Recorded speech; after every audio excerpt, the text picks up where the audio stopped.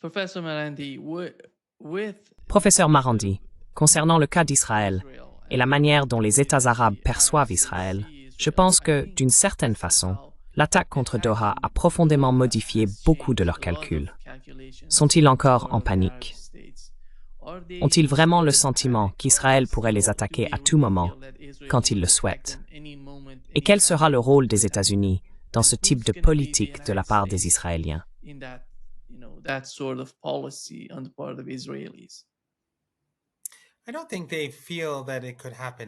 Je ne pense pas qu'ils aient le sentiment que cela puisse arriver à tout moment ou n'importe quel jour, mais je pense qu'ils se sentent très vulnérables.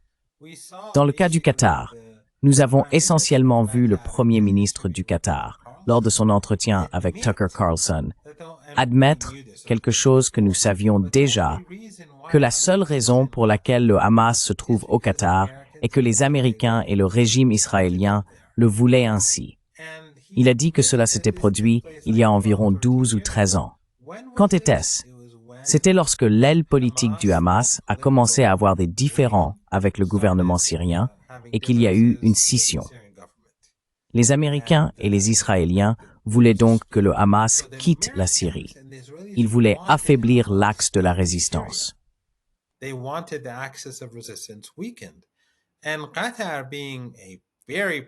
le Qatar, étant un pays très pro-américain, comme l'a souligné le Premier ministre du Qatar, a déclaré que tout l'argent qu'il envoyait à Gaza l'était en pleine coordination avec le Mossad, les services de renseignement israéliens, le gouvernement et les différents premiers ministres. Donc, le Qatar n'est pas un pays pro-résistance. Les seules personnes qu'ils pensent sont celles qui sont sur la liste de paix. Et ils ont beaucoup de gens sur la liste de paix. Des médias, différents canaux médiatiques, pas seulement les leurs. Je connais des chaînes de télévision financées par le Qatar, qui ne sont pas nécessairement connues comme étant qataris.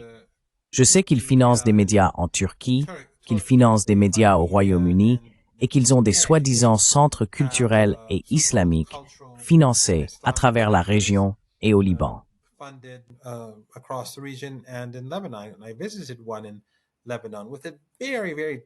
J'en ai visité un au Liban qui avait un passé très profondément sectaire.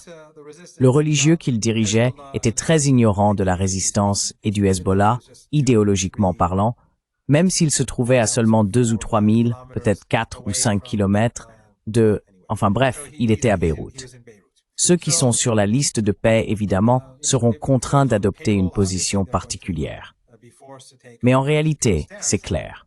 Encore une fois, nous avons vu hier soir au Liban que les partisans de Jolani sont descendus dans la rue.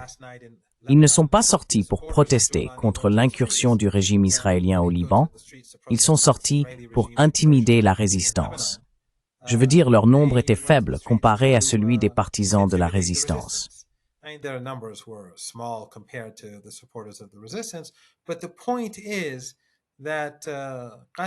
Mais le fait est que le Qatar, Erdogan, le régime syrien et d'autres régimes régionaux ne sont pas pro-résistance.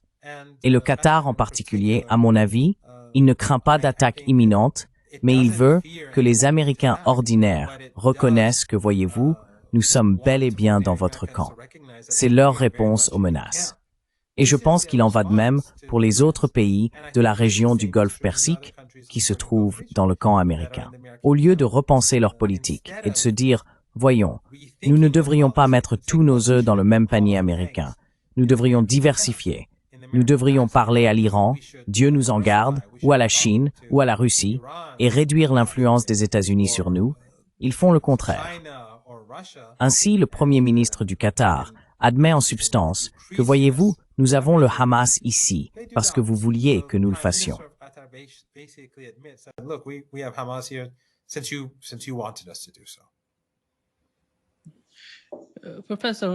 Professeur, comment voyez-vous la Russie et la Chine au Moyen-Orient? Pensez-vous qu'elles puissent apporter une certaine forme d'équilibre face à la puissance américaine dans la région?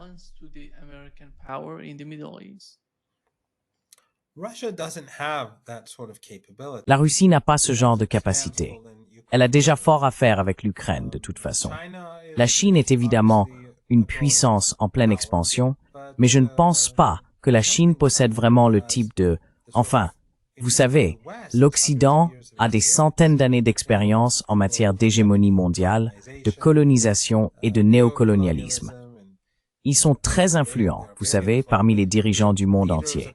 Et je ne parle pas seulement des présidents, des premiers ministres, des rois, des despotes, et ainsi de suite. Je parle des élites du monde entier. C'est une tradition pour eux d'aller aux États-Unis ou en Europe pour leurs études. Ils y envoient leur famille. Les grands entrepreneurs font de même.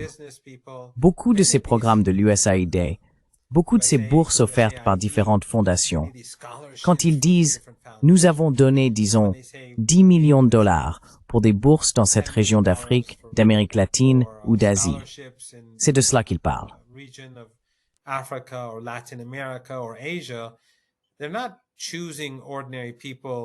Ils ne choisissent pas des gens ordinaires pour aller aux États-Unis afin d'obtenir une meilleure éducation.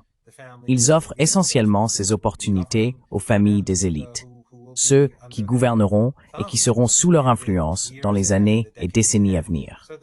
Ainsi, l'Occident est solidement établi à travers le monde depuis très longtemps, les États-Unis étant aujourd'hui, bien sûr, l'hégémon dominant. La Chine n'a pas cette expérience, pour le meilleur ou pour le pire. Cela n'a pas besoin d'être perçu comme quelque chose de positif ou de sinistre. Mais en général, la Chine ne dispose pas de cette présence mondiale à long terme qui lui permettrait d'agir de manière plus influente ou d'exercer le type d'influence dont vous parlez.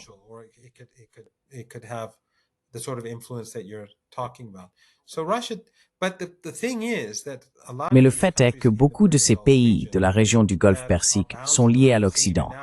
Même aujourd'hui, lorsqu'ils veulent acheter de nouvelles armes pour se protéger contre le régime israélien, quelles armes achètent-ils? Ils vont acheter des armes américaines. Mais au final, les Américains savent mieux que quiconque comment contrer leurs propres armes. Donc, ils ne se rendent pas vraiment service. Ils versent en réalité des pots de vin aux Américains et des commissions à on ne sait qui. Mais puisqu'ils ont de la richesse, s'ils voulaient construire des ponts plus solides entre eux et Moscou, Téhéran ou Pékin, ils pourraient le faire. Ils pourraient se créer un levier.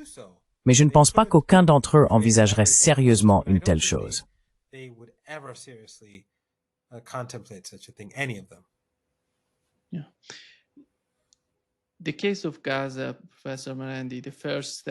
Dans le cas de Gaza, professeur Marandi, la première étape n'a pas été pleinement mise en œuvre, mais il parle déjà des deuxième et troisième phases. Netanyahou a déclaré que la deuxième étape serait le désarmement et la troisième la déradicalisation de Gaza. Pensez-vous qu'il avance quelque chose d'impossible simplement pour saboter l'ensemble du processus?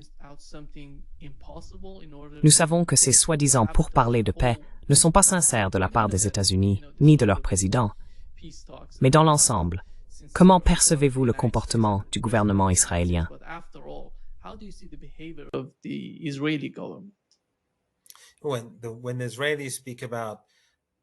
Quand les Israéliens parlent de déradicalisation, la première chose qui leur vient à l'esprit, c'est Amalek. Ils considèrent les Palestiniens comme des sous-hommes. Ils considèrent les Libanais comme des sous-hommes. Ils considèrent tout le monde comme des sous-hommes. Ils se voient comme une race supérieure, un peuple élu. Les seuls qui ont besoin d'être déradicalisés, ce sont les sionistes et ceux qu'ils ont portés au pouvoir, comme les Takfiri.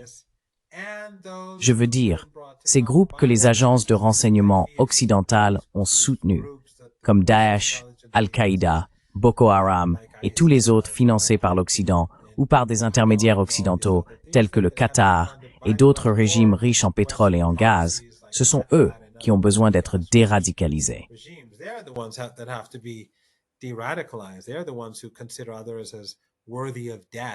Ce sont eux qui considèrent les autres comme dignes de mort.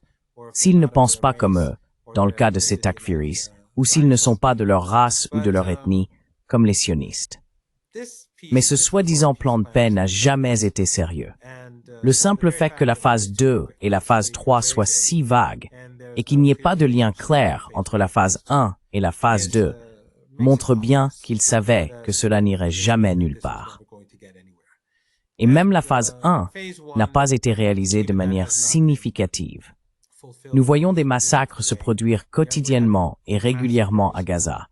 Un jour c'est 5 personnes, un jour c'est 7, un jour c'est 15, un jour c'est 20.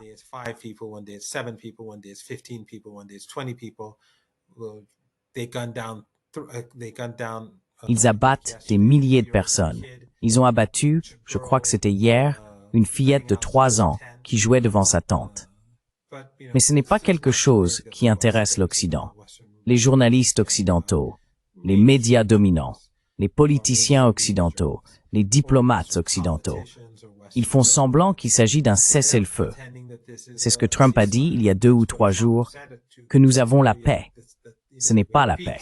Mais puisque les vies palestiniennes, vous savez, ne valent rien à leurs yeux, cela n'a pas d'importance.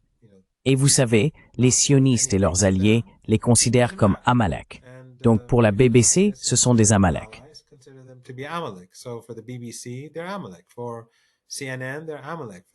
Pour CNN, ce sont les Amalécites. Pour le New York Times, le Washington Post, Fox News, The Guardian, ce sont tous des Amalécites. De temps en temps, tu sais, le récit est clair, et il est clair où chacun se situe. Ce n'est que lorsqu'ils subissent la pression de l'opinion publique, sur les réseaux sociaux, malgré toute la censure et l'indignation, que certains de ces médias laissent passer un peu d'informations. Donc je ne vois pas ce cessez-le-feu, ce soi-disant cessez-le-feu, aller quelque part. En fin de compte, cela va mener à un conflit. Netanyahou n'a aucun plan pour se retirer de Gaza. La majeure partie de Gaza est désormais contrôlée par le régime israélien.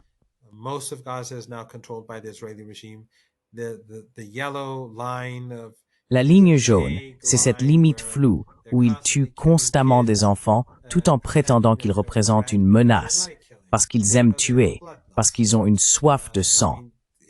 Franchement, quelqu'un croit-il vraiment que les snipers israéliens ne savent pas faire la différence entre un enfant de 3 ans et un homme armé de 20 ans?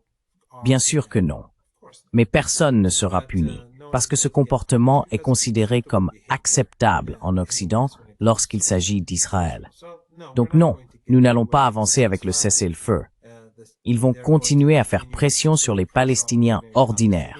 Vous savez, ils n'autorisent pas l'aide à entrer, ils n'autorisent pas la reconstruction à avoir lieu. Des enfants meurent.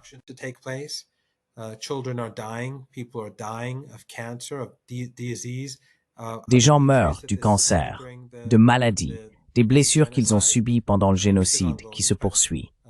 Mais ils n'ont pas le droit d'aller à l'hôpital, et les fournitures ne sont pas autorisées à entrer. C'est donc une situation horrifique qui va se poursuivre jusqu'à ce qu'elle s'effondre, finalement. Évidemment, le Hamas et le djihad islamique se préparent pour la prochaine phase, tout comme le régime israélien, qui reçoit d'énormes quantités d'aide de l'Occident. Lorsque le chancelier allemand s'est rendu en Palestine l'autre jour, c'est alors qu'il était en Israël qu'une fillette de 3 ans a été abattue. Mais il n'a rien dit à ce sujet. Il s'en moque.